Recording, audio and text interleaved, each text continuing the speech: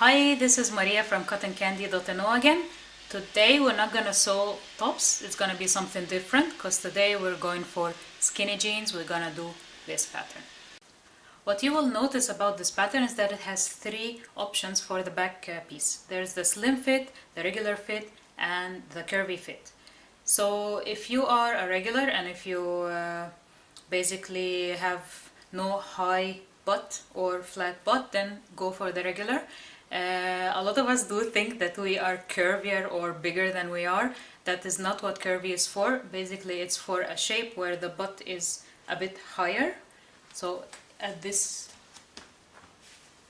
place here, if your butt comes a bit higher up here, more curvy on the top, then you should use curvy. If your butt is flat, use slim. If you're somewhere in between, just go for the regular, and that's what I am going for this pair of mine. As usual, the outfits I use in the end of the video to showcase or show you how the pants look like in the end. The trousers, pants, yeah, where you come from, will be described in the blog post on cottoncandy.no website that you will get a link to in the description of the video under here. To make these jeans today, I'm using Simplicity pattern 8222, which is a Mimi G style pattern. I love this woman, she's awesome. So if you have not heard of her, which would be very weird, but anyway, go check her out on mimigstyle.com or on her social media. She makes a lot of really nice patterns, both on her own website and for simplicity.com.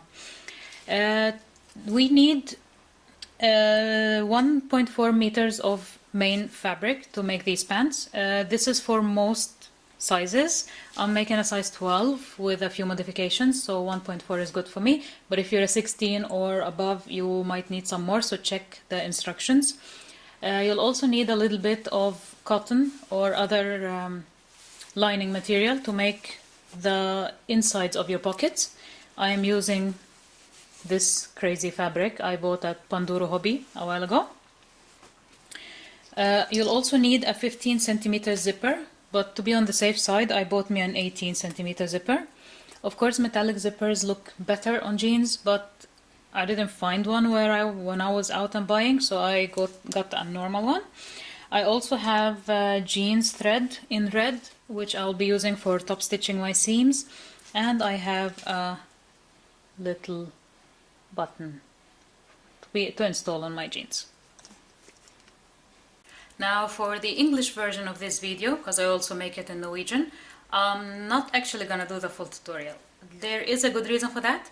Mimi G herself has made a really good tutorial for, or sew along if you wanna call it so, for these jeans. So what I'm gonna do is show you what I will change about it, because there's a few things I didn't really like when I made it the first time. So this video is a modification video. Watch Mimi G's tutorials and then come back here if you like my version better. The first modification or deviation from the pattern instructions I'm gonna do is the way we install the zipper. First time I made these trousers, I installed it as in the instructions, but I ended up with the head of the zipper, or this opening bit, sticking out of the pants. So what I'm gonna do now instead is install it in a bit of a First I'm gonna come to take the right side of the pants and press 1 centimeter, not the whole 1.5, 1 centimeter of the seam allowances to the inside. So now that I've pressed the seam allowances 1 centimeter to the wrong side, I've also made a little marking on the top here with choke, 2.2 centimeters from the top, as mentioned in the instructions. Then I'm gonna open my zipper and with the right side up, lay it under the fabric. Let's get this one out of the way. Lay it under the fabric so that the stopper is just below my mark, and so that the teeth are about 1 millimeter from the fabric, so really close to the fabric. Then I pin these in place all the way down to the slash we made in the seam allowances of the right side.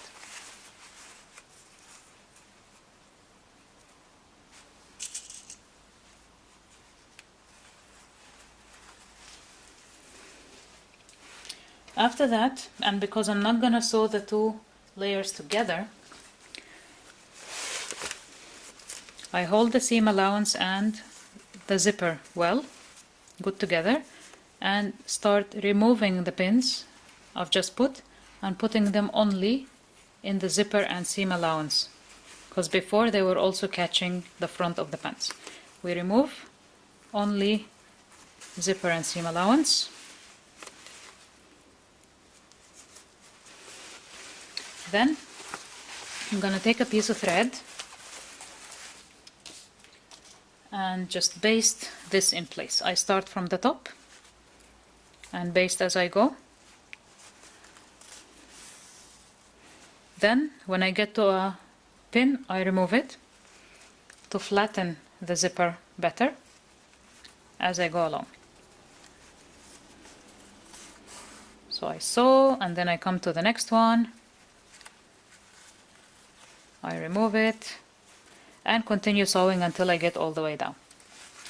And when I'm done, I lie it folded again just to make sure I haven't messed up the alignment of my zipper. And when that is done, I'm gonna take it to the sewing machine and with the zipper foot run a stitching line along the sides of the teeth. So now I've sewn part of the zipper on, removed my baste stitching. Now I fold it back to what it's supposed to be and check that everything's fine. It does look fine. Now I close my zipper, because the next step you'll need it closed, and fold the fly to the wrong side and press it in place.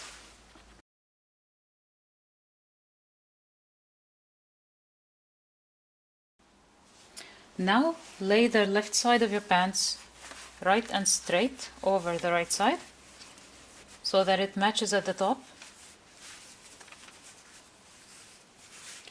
that your zipper isn't visible and the overlap between the two layers is about half a centimeter to a centimeter, and then pin it in place.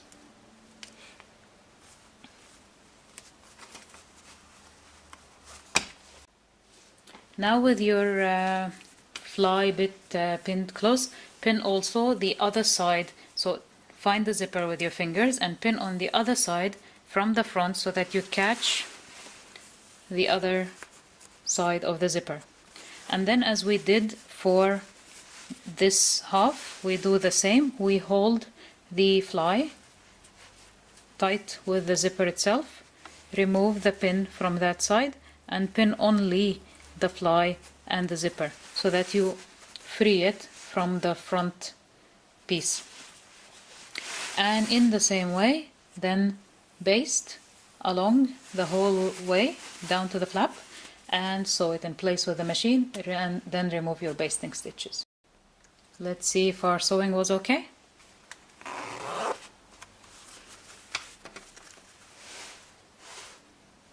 Perfect. The second modification I'm gonna make is where the pockets are gonna be placed, because in the first version I made they were way too close to the center back seam and that looked a bit weird. So what I'm gonna do here is take one of the pieces, it's difficult to see, but the original circles where the pockets should be aligned to are here.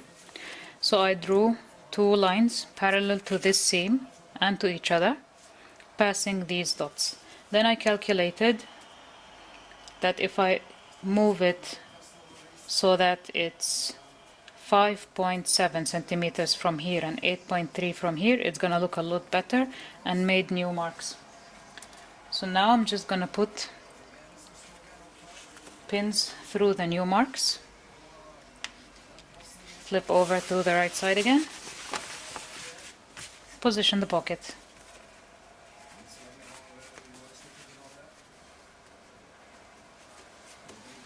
I think this will look a lot better. Now to do the same on the other side, all you have to do is lay the two back pieces together right sides together. Now the pockets, the back pockets are in place, slightly more match them on the notches and all that. Original pattern, so hopefully it looks a just stick little bit better than last time I tried it. All the way through the two.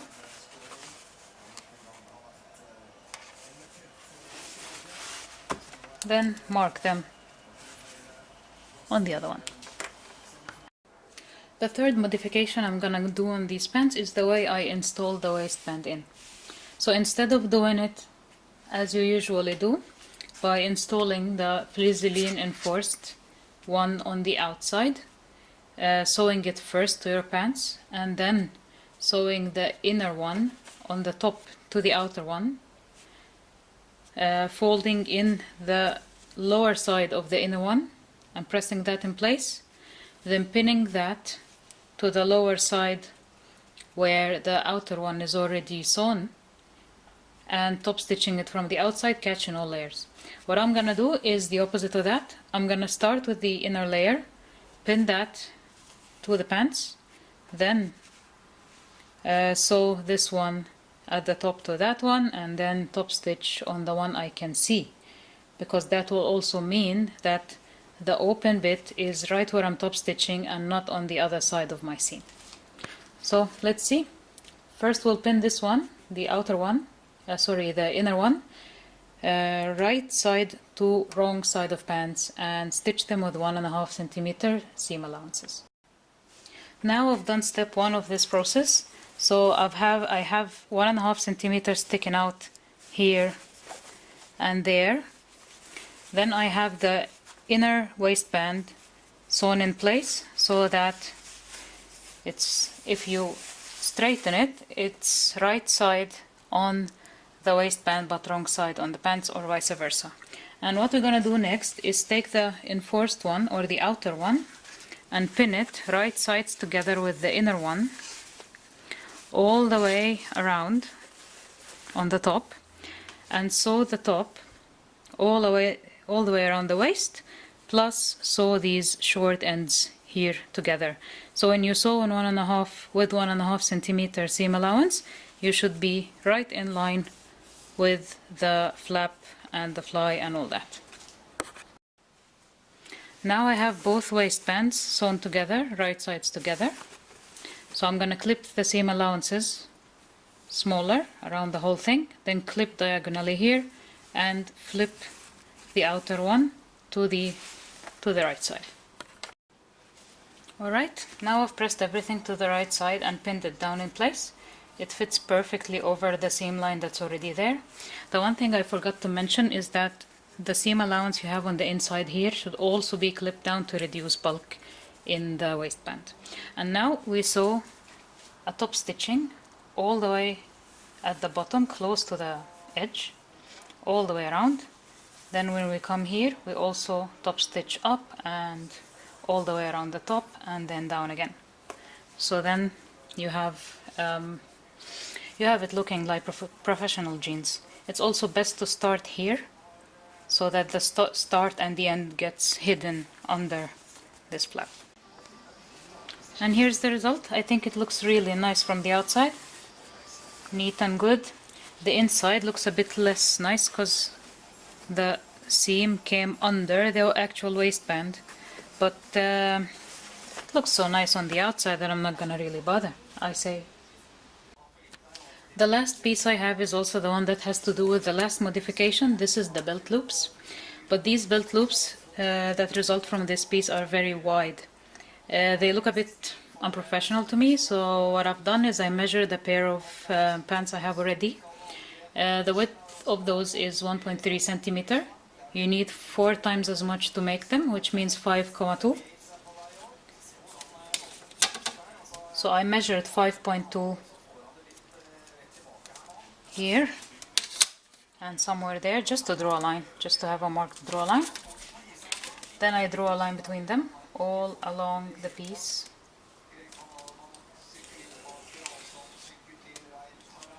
And we'll cut this part away and then sew them as per the instructions. Are you ready? Let's go.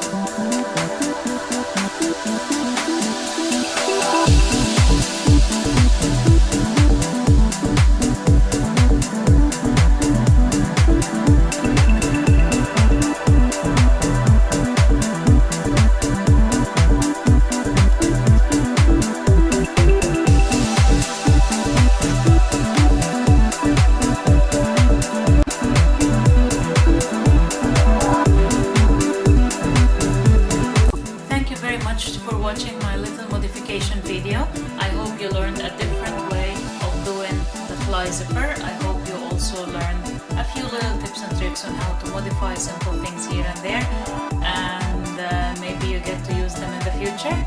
Hope you liked my jeans, hope you liked my video. Please subscribe to my channel and follow us here. Follow Cotton Candy also on Instagram and Facebook. We are at cottoncandy.no on both.